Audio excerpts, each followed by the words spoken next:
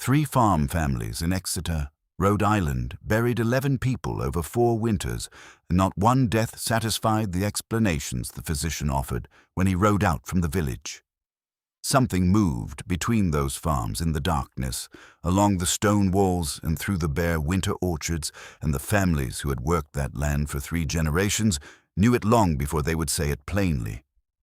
By the time the community took the old remedy into its own hands, 3 more were already beyond saving. My name is Ezra Calvert. I'm speaking to you from my home in Providence, Rhode Island, in the autumn of the year 1891, and I am 73 years old and in tolerable health for a man of my age who has worked as hard as I have.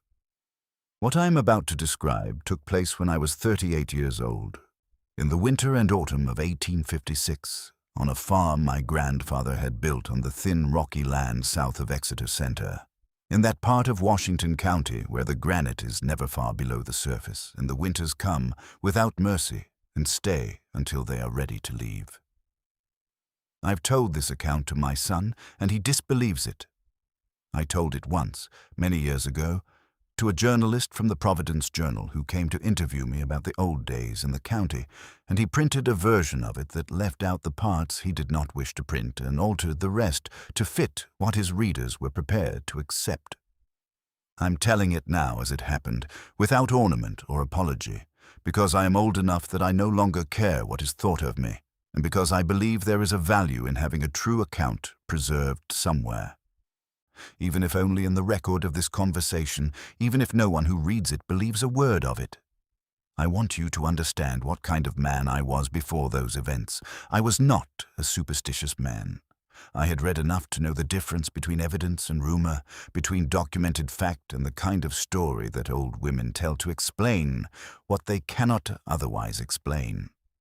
I was a Congregationalist, educated in the way Washington County understood education in those years, which meant I could read and figure and write a clear sentence, and I knew my scripture. And beyond that, I had read widely in the natural sciences and in history, and in the newspapers that came up from Providence twice a week. I had opinions about the world, and I was not shy about expressing them. And among those opinions was a firm and a considered belief that the old superstitions of rural New England, the beliefs about the dead and what the dead could do to the living, were the inheritance of an earlier and less enlightened time and had no bearing on the world as it actually was. I held that belief until the autumn of 1856. I have not held it since. The farm I am describing sat on 140 acres of rocky pasture and woodlot, at the end of a dirt lane that ran south off the main road between Exeter Center and the Wickford Turnpike. My grandfather had cleared the first fields in 1781, working the land with his sons and with whatever animals he could afford to keep, pulling rocks out of the soil by the ton and stacking them into the stone walls that still ran along every boundary and lane of that property when I worked it. My father had expanded the cleared acreage and built the 2-story white farmhouse that stood there in my time, a solid structure with wide floorboards and low ceilings and small windows that let in less light than modern houses do, but also let in less cold, and that had stood through enough New England winters to prove its worth. I had 4 children in 1856. 3 daughters and a son, ranging in age from 6 to 14, and my wife Sarah was a capable woman of 36, who had grown up in that same community and understood the rhythms of that land as well as I did. We were not wealthy in any sense a Providence merchant would have recognized, but we were comfortable after the manner of working farmers, which means we had enough to eat through every season, and a sound house to shelter in and animals enough to sustain the farm and a small surplus to sell at the market in Wickford each fall. It was a life I valued. I had built it deliberately and I was proud of it. Our nearest neighbor to the north was my wife's brother, Thomas Hale, who farmed the 200 acres his father had left him, about 2 miles up the road in the direction of Exeter Center. Thomas was 41 years old in 1854, a tall, quiet man with a deliberate way of moving and a reputation in the community for good judgment and steady work. He had married a woman named Hannah from a Kingstown family, and they had 3 children. The farm was productive, and Thomas was in good health, and I had no reason to anticipate what was coming. The nearest neighbor to our south was the Wickes family, Elias and his wife Margaret, and their two grown sons, Caleb and Daniel, who farmed land that had been in the Wickes name since before the Revolution. Elias was in his early 60s in those years, a spare and weathered man who said little in company, but who held a position of considerable quiet authority in the neighborhood by virtue of his age, his long residence on the land, and a quality I can only describe as rootedness, a sense that Elias Wicks knew that ground and the things that lived on it and under it better than any other living person. His wife Margaret was a vigorous woman of similar age, who kept an immaculate house and who possessed in matters that the community generally preferred not to discuss directly a store of knowledge that her neighbors were sometimes glad to have access to, even when they would not have admitted as much in daylight conversation. This was the world I inhabited in the autumn of 1854, when the trouble began. Thomas Hale's youngest boy grew ill in the August of that year. It began as nothing more than a summer cold, a slight fever and a loss of appetite and a pallor that Sarah attributed to the heat when she saw the child at a Sunday gathering. By September, the boy was confined to the house. By October, he had the hollow look of a child who has lost a great deal of weight in a short time, and when Dr. Burrows rode out from the village to examine him, his report was careful and not encouraging. The lungs were involved. The wasting was advanced. He prescribed rest and nourishing food and a tonic, and he came back twice more before the cold weather ended, all question of what would happen. Thomas Hale's boy died in the first week of November, 1854. We buried him in the Chestnut Hill burial ground on a grey morning with a cold wind coming down from the northwest in the plot that held the Hale graves going back 3 generations. The Reverend Josiah Hale, no relation to Thomas despite the shared name, conducted the service with his customary precision, and the community gathered in the way that rural communities gather for such things, the women with covered dishes and the men with their hats in their hands. And we stood over the small grave in the cold November wind and mourned in the way that people in those communities mourned, which is to say with a great deal of restraint and very little outward expression of the depth of what was felt. A child's death from consumption was not uncommon in Washington County in those years.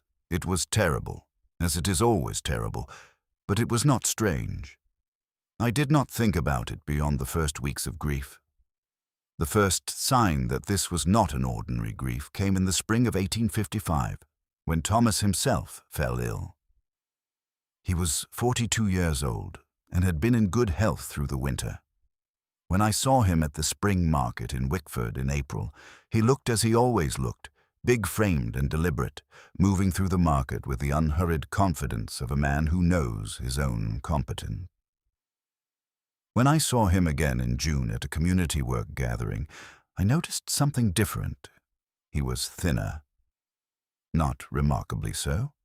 Not thin enough that anyone who had not known him as well as I did would necessarily have remarked on it, but thinner in a way that I found troubling without being able to say precisely why. He waved off my inquiry with the habitual dismissiveness of a working man who considers questions about his health a form of impertinence, and I did not press him. By August, he was clearly ill in a way that could not be waved off.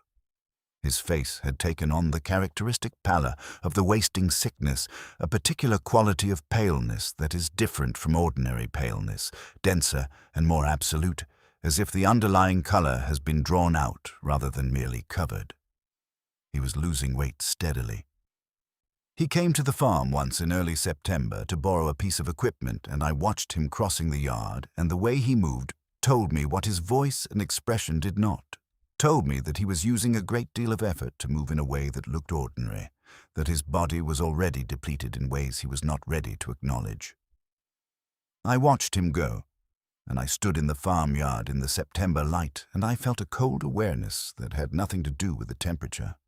He died in October, exactly 1 year after his son. A man in the prime of his life, 42 years old and built for hard work and long seasons, was dead of the same wasting sickness that had taken his child, and the progression had been rapid enough and thorough enough that when Dr. Burroughs came to attend him in his last weeks, he told Hannah privately that he had rarely seen a constitution fail so completely and so quickly. We buried Thomas in the Chestnut Hill ground beside his son. The service was larger because Thomas was a figure of some standing in the community. The Reverend spoke longer. The women brought more food. The men stood in a longer row with their hats in their hands. And then the winter came again, and Hannah and her 2 surviving children came to stay with us because Hannah could not manage the Hale farm alone through the winter and would not stay in that house by herself after dark. When I asked Sarah why Hannah was so particularly afraid to be alone, Sarah was quiet for a moment before she told me. Hannah had been hearing things at night, sounds that came from outside the house, from the direction of the lane and the stone walls that bordered it, sounds she described to Sarah as unlike any animal sound she knew, and she had lived in that county for her entire life and knew the night sounds of Washington County well enough to know the difference between what she recognized and what she did not. The sounds were rhythmic. They moved. They approached the house and stopped, and then after a period of silence approached again from a different direction. She had heard them first in the weeks after her son died, and had attributed them to grief. She heard them again after Thomas was buried, and they were more distinct, more purposeful, and she did not attribute them to grief anymore. She also told Sarah about the dreams. Thomas had dreamed of his son in the weeks before he died. Not the soft, consoling dreams of a grieving parent, not the kind of dream in which the dead appear young and healthy, and the grief is briefly suspended. He dreamed of his boy coming to the bedside and standing over him and reaching down. He said the boy in the dream was cold, the particular cold of the earth in November, a penetrating cold that got into the bones rather than merely chilling the surface, and that when he tried to pull away, the boy's grip was stronger than any living boy's grip should be. Stronger and slower, a pressure rather than a grasp, the kind of pressure that does not intend to let go. He told Hannah this in his last weeks, when he was too weak to be restrained by the stoicism that had governed him all his life, and Hannah had held his hand and told him it was the fever. Because she did not know what else to say and because she needed it to be the fever. She stopped needing it to be the fever after the second night she heard the sounds in the lane. I listened to what Sarah told me, and I applied to it the same rational framework I applied to everything, and I said that grief produces strange manifestations in the mind, and that a woman who had lost a child, and then a husband in 2 years' time, could hardly be expected to sleep peacefully or interpret the ordinary sounds of a rural night with her ordinary equanimity. I said this, and I believed it. I went back to my work, and the winter passed with Hannah and the children under our roof, and I told myself there was nothing to this beyond ordinary human grief. I was wrong. I understood I was wrong in the spring of 1856, when our daughter Mercy first began to fail. She was 19 that spring, a tall, strong-built young woman who had her mother's constitution and her grandfather's stubbornness, and who had never been seriously ill in her life. She worked hard and ate well and slept the deep, untroubled sleep of someone who has used up their energy in honest labor. When she came to breakfast on a morning in late April looking pale, I thought she had caught a cold. When the paleness persisted into May and she began leaving food on her plate, I thought her body was under some seasonal strain. When she woke at night and called for Sarah, I thought she was having bad dreams. I brought Dr. Burroughs out from the village in late May. He was 40 years old, a careful man trained in Providence with a skeptical disposition that I had always valued in him. A man who did not reach for dramatic conclusions when modest ones would serve. He examined Mercy thoroughly, listening to her chest, checking her eyes and the color under her fingernails, asking her questions about her sleep and her appetite, and whether she felt cold when others did not. When he was finished, he told me that he could find nothing specifically wrong, that her lungs were clear, her heart regular, the pallor consistent with anemia, and he prescribed an iron tonic and recommended liver and milk and rest. I followed his prescription to the letter. Mercy drank the tonic without complaint and ate what was prescribed, and the pallor did not change. By June, she was sleeping 12 hours and waking still tired. By July, she had to be coaxed to eat anything at all, sitting at the table with the food in front of her and looking at it with a kind of weary puzzlement, as if the connection between food and appetite had simply ceased to function. Dr. Burroughs came again in July, and this time when he finished the examination, he took me outside, and his expression was measured in a way that was different from measured professional caution. Different in the specific way that tells you a man is choosing his words not because he wants to be precise, but because he does not want to say the thing that precision would require him to say. He told me he had seen this pattern before, not in an individual, but in a family, in a bloodline, the way this particular kind of decline moved through connected households, one death followed by the pallor appearing in those who had been close to the dying person, followed by another decline, followed by another death. He said he wanted to make some inquiries before he said anything more specific. He said he wanted to look at some records, that he knew of cases in the county and in neighboring counties that bore on what he was observing, and that he would come back to me with what he found. I let him go. I stood in the farmyard watching him ride down the lane, and I felt the cold again, the same cold I had felt watching Thomas cross the yard in September, and this time it was in my chest. It was Elias Wicks who came to me next. He arrived on a Tuesday afternoon in the last week of July, coming up the lane on foot with his hat in his hand, and his expression set in the particular way that told me he had been thinking about what he was going to say for some time and had decided to say it plainly. He sat on the porch and accepted a glass of water and looked out over the south meadow for a while without speaking. Then he said that he had been watching and that he was concerned. I asked him what he had seen. He said he had been watching the Chestnut Hill burial ground for several weeks. He said there was a stillness around it that was not the ordinary stillness of a graveyard, not the settled quiet of a place where the dead lie, but something different, something that the animals registered before the people did. His dog would not approach the burial ground, had not approached it since the winter, and would not go near the lane leading to it, regardless of command. The dog was 10 years old and had hunted and worked that land without reluctance or fear for all of those years. And the change in its behavior toward a specific location was, in Elias's view, a form of testimony that deserved consideration. His wife, Margaret, had been hearing the sounds at night. He described them the way Hannah had described them to Sarah, rhythmic and directional, moving along the stone walls, pausing, resuming, unlike any animal sound that Margaret Wicks had accumulated 60 years of knowledge to identify. He said she heard them most clearly in the hours between midnight and 3 in the morning, coming from the direction of the burial ground and then moving south along the road. He said he had gone to look on 3 separate nights. On the 3rd night he had seen something. He described it to me carefully, the way a man describes something he has thought about many times afterward and has determined to be accurate about.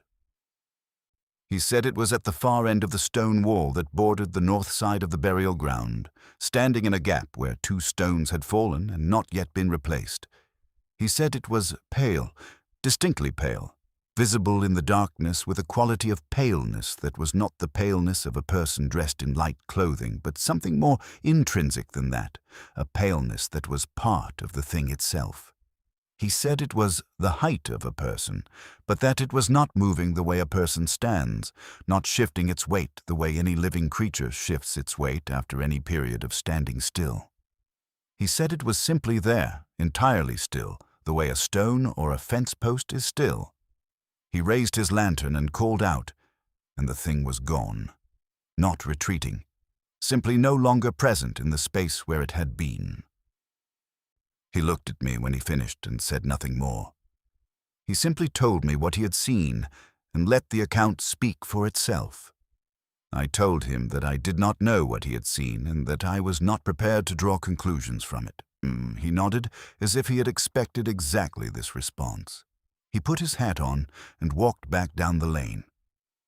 I sat on the porch for a long time after he left, looking north toward where the Chestnut Hill ground lay beyond the rise of the hill.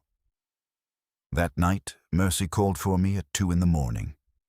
I went to her room and found her sitting up in bed facing the window, her hands twisted in the sheets, her body rigid with something that was not quite fear and not quite something else, something between those two states, a heightened attention in the direction of the window that reminded me of nothing so much as the posture of an animal that has heard something it is not sure how to respond to. She was not crying. Her face in the light of the candle I carried was very pale, the paleness I had been watching advance for 2 months, and her eyes were fixed on the window glass with an expression I had never seen on her face before. I asked her what was wrong. She told me that someone had been standing at the window. Her room was on the 2nd floor of the farmhouse. The window looked south over the kitchen garden and the meadow and the stone wall along the meadow's far edge, with the dark rise of the hill behind it. There was nothing outside the window. There was nothing below it that any ordinary person could have accessed from the ground without a ladder. I told her she had been dreaming, and she turned and looked at me with those pale eyes and said in the steady voice of someone entirely awake that she knew the difference between dreaming and waking, and that she had been awake for some time before she called for me. I sat with her until she went back to sleep, in the chair I placed beside her bed that night, and did not move for the rest of the summer. When the first light came, I went to the window and looked down at the kitchen garden below. The grass along the south wall of the house was flattened in a roughly oval area, about 6 feet in length and 4 feet in width, flattened and still, the dew on the surrounding grass undisturbed, and the dew on the flattened area displaced, as though something had stood there for a long time in the night, long enough to press the stems into the soil, long enough for the warmth or weight of whatever stood there to drive out the moisture. I studied it for a time. Then I went to do the morning chores, and I did not speak of it. Mercy told me the same thing on 2 more occasions over the following 2 weeks. The second time, she said the figure was at the window and that it had a face she could see. The third time, she said that it had moved closer to the glass and that she had seen its eyes, and that the eyes were what had finally made her call for me, because the eyes were wrong in a way she could not put into words except to say that they did not look the way eyes look when there is a living person behind them. On that third occasion, she told me the face was one she recognized. I asked her whose face it was. She pressed her lips together and turned her head away and would not tell me, not that night and not in the days that followed.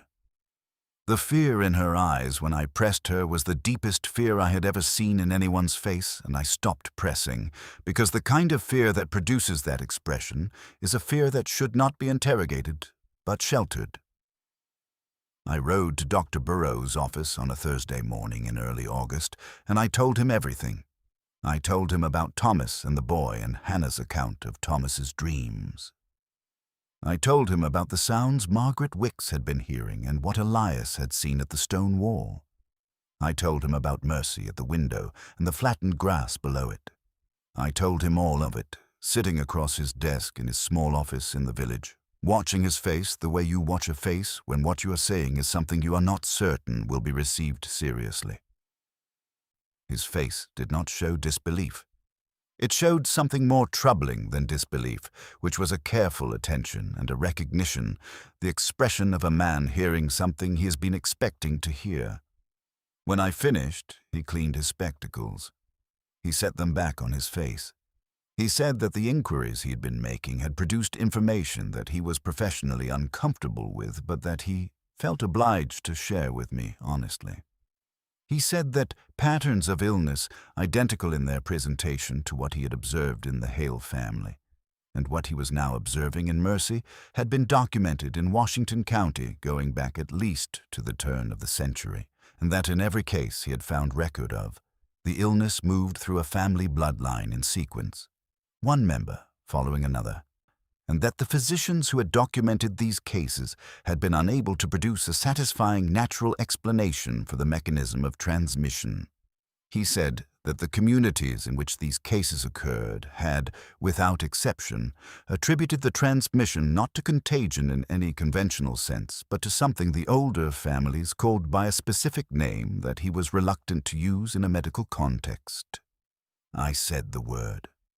He looked at me and said yes.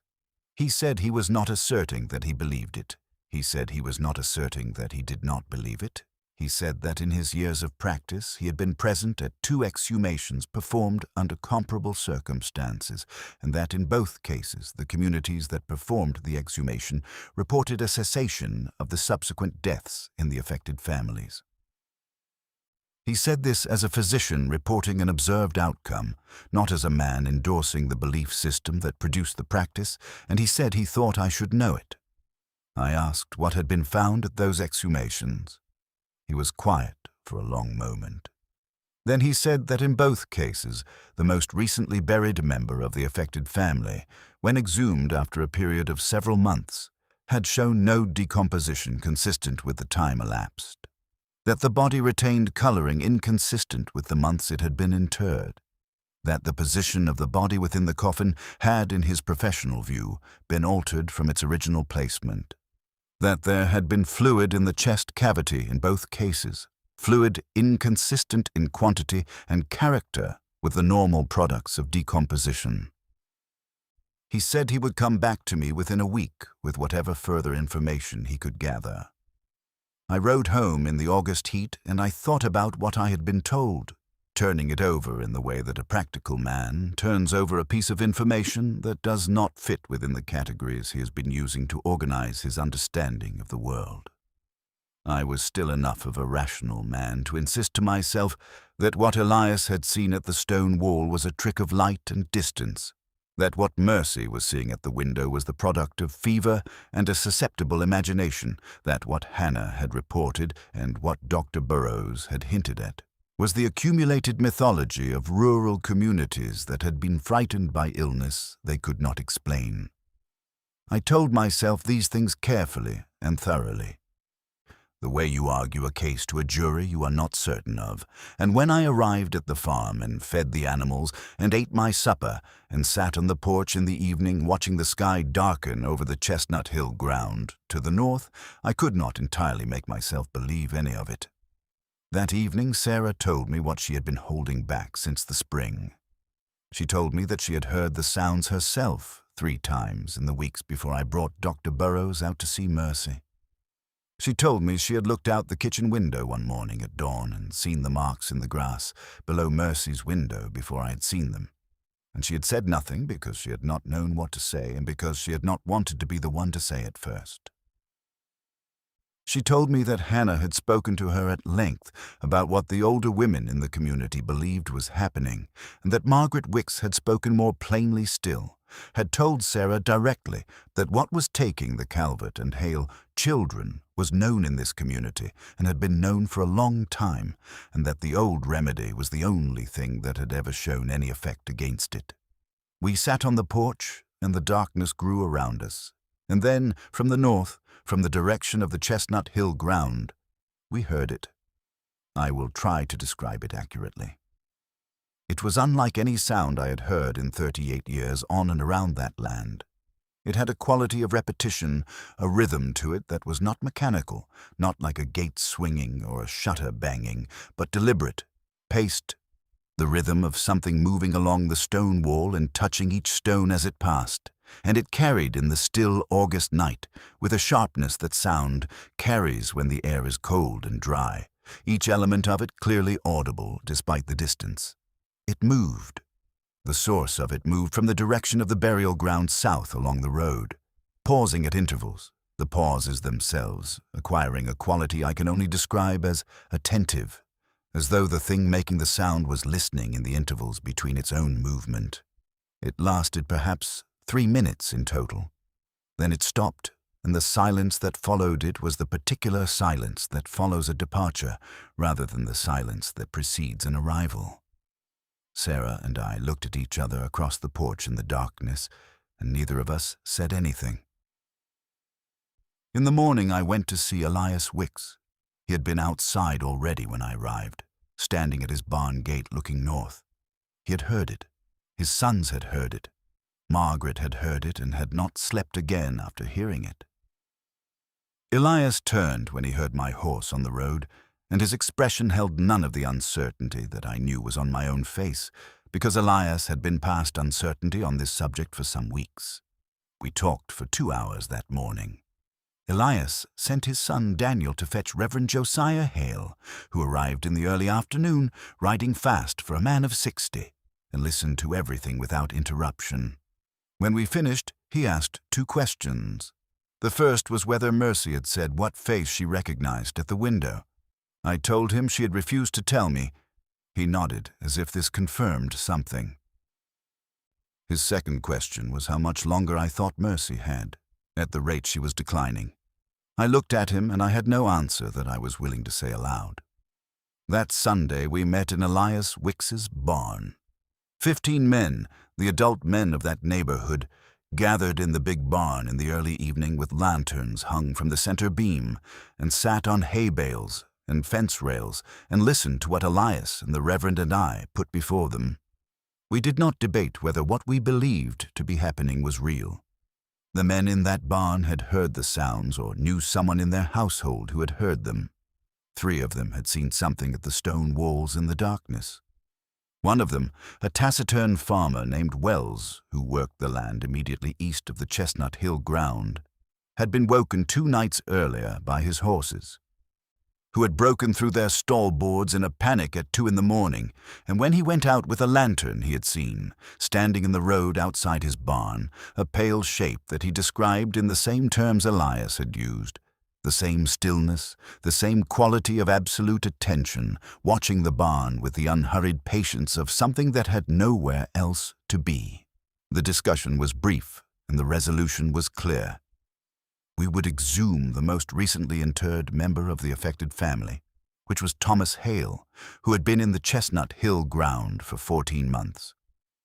If the examination confirmed what the older men in that room knew it would confirm, we would take the old remedy. I did not sleep that night. I sat in the chair beside Mercy's bed until the earliest light, watching her breathe, watching the window. She woke twice, and I spoke to her quietly each time until she settled. At some point in the deepest part of the night, she said something in her sleep addressed not to me but to someone she believed to be present in the room, and the quality of her voice when she said it was the quality of a voice responding to a call. It both feared and felt drawn toward, and I held her hand tighter and talked over it until the voice subsided and she was breathing quietly again. At first light, I looked out the window and saw the flattened grass below it. It was a larger area than it had been before. We went to the Chestnut Hill ground on the morning of October the 18th, 1856. 6 of us: Elias Wicks, his son Caleb, myself, the Reverend Hale, and 2 other men from the community. Dr. Burroughs had told me he could not be present in his professional capacity, but that he had arranged for his assistant, a young man named Abbott, to accompany us and to conduct the examination that required medical knowledge. Abbott was pale when he arrived at the ground. The ground had not yet frozen. The work went quickly for 6 men with shovels and 2 hours of strong autumn light. We opened the coffin in mid-morning. I've tried in 35 years to find a natural explanation for what we found. I have failed. Thomas Hale had been in the ground for 14 months, through a New England winter and a full summer and into the following autumn. The coffin was in reasonable condition for the time elapsed. When it opened, the smell was not the smell any of us had been bracing ourselves for.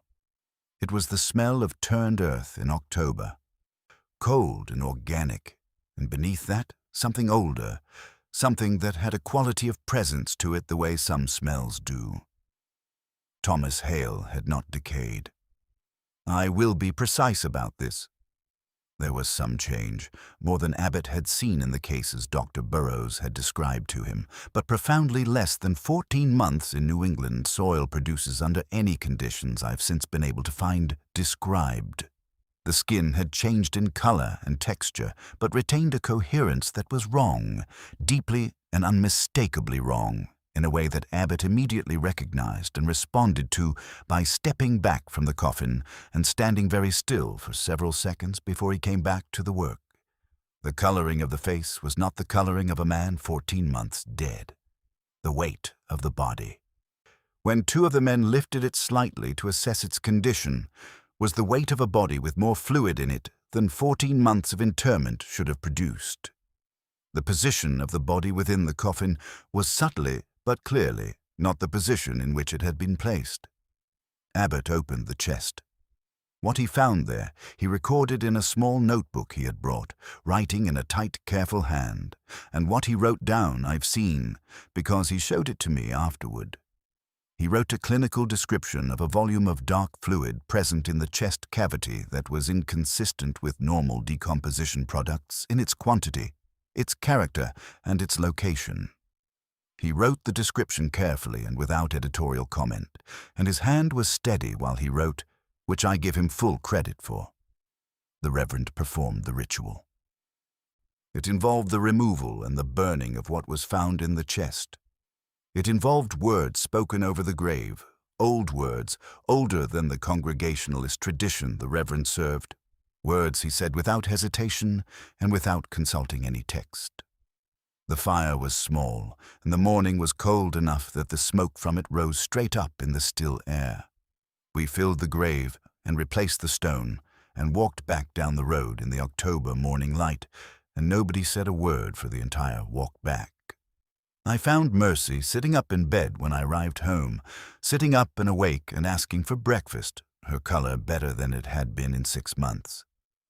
She ate that morning with an appetite I had not seen since the spring. On the second day, she helped Sarah with the kitchen work. On the third day, she came out to watch the men bringing the last of the harvest in, and she laughed at something one of the farm hands said, a clear, bright laugh, entirely her own voice, entirely present. For 3 days, it seemed as though it was over.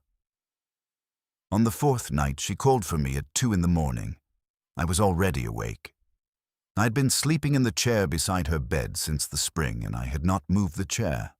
I was awake when she sat up in the darkness and turned toward the window and said in a voice that was entirely clear and entirely awake that it was there again. I went to the window immediately. I looked down at the kitchen garden and south across the meadow. I could see nothing in the garden below the window, but at the far end of the meadow, at the stone wall where the meadow met the rise of the hill, I saw something, pale enough to be seen without a lantern. Still in the absolute way that nothing living is still, occupying its position with the patient completeness of something that does not need to shift its weight or adjust its balance because it does not breathe and does not tire. It was at the stone wall and it was looking at the house. I cannot account precisely for how I knew it was looking at the house, because the distance was too great for me to see anything that I could interpret as expression or direction of gaze, but the knowledge that it was watching was not uncertain. It was as certain as the knowledge that an animal that has turned its head toward you has seen you. I stood at the window and looked at it. It did not move. Mercy said from behind me, in a voice that was not her voice but was made from her voice, was constructed from the materials of her voice but assembled wrongly, that she needed to go to it, that it was calling her, that she had been hearing it every night and had not been telling me. I turned from the window.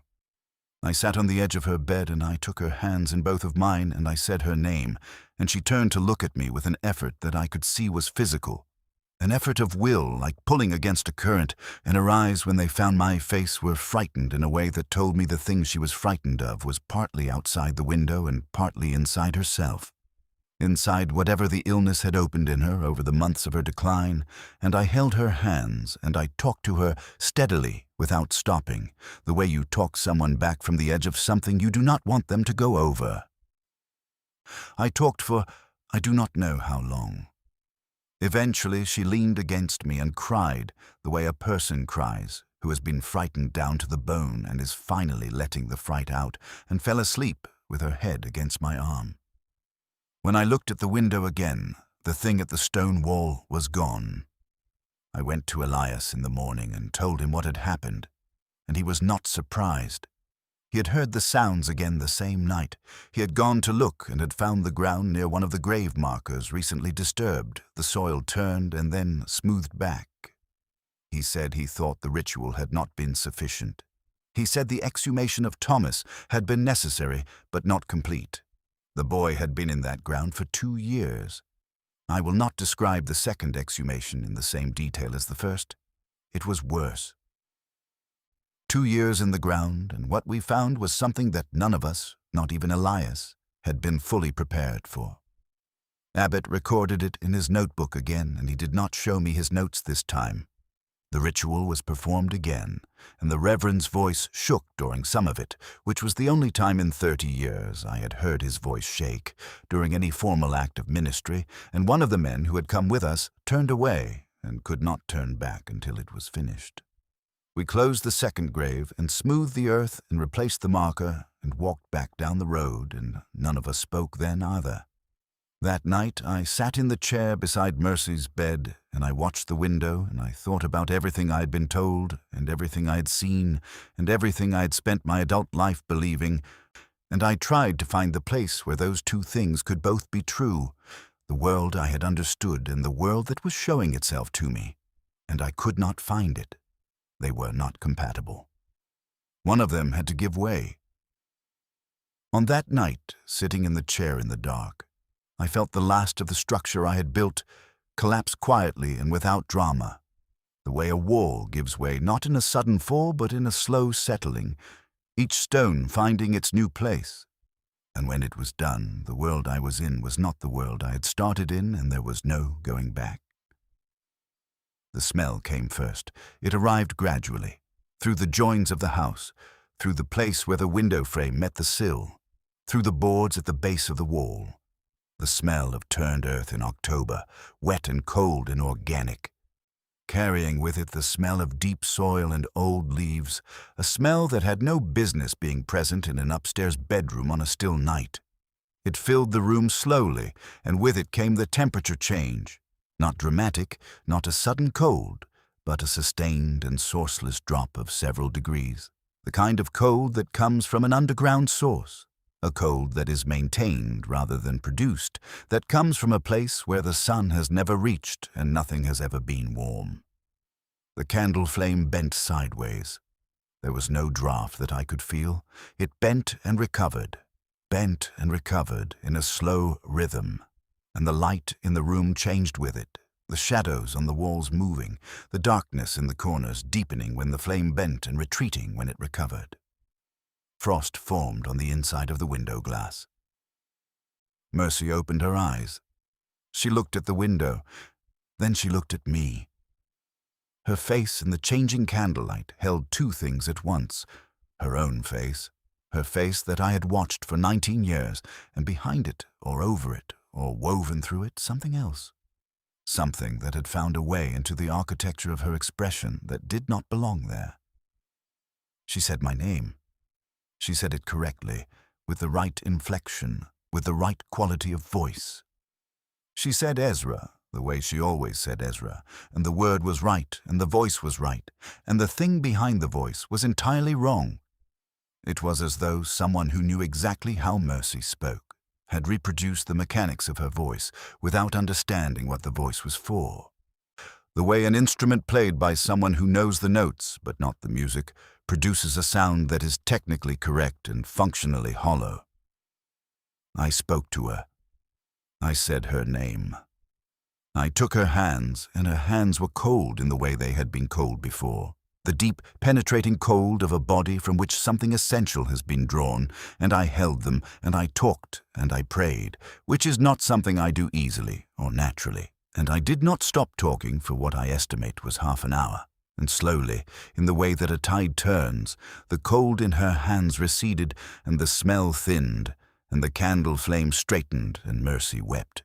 genuinely wept her own tears, and I held her, and she fell asleep.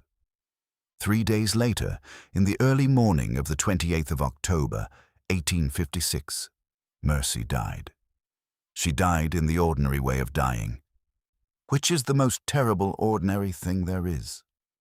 Her breathing slowed through the night, and Sarah and I sat on either side of her, and the Reverend stood at the foot of the bed, and at a moment just before dawn, her chest rose and fell and did not rise again, and the particular quality of stillness that enters a room when a person dies entered the room, and my daughter, Mercy Calvert, was gone.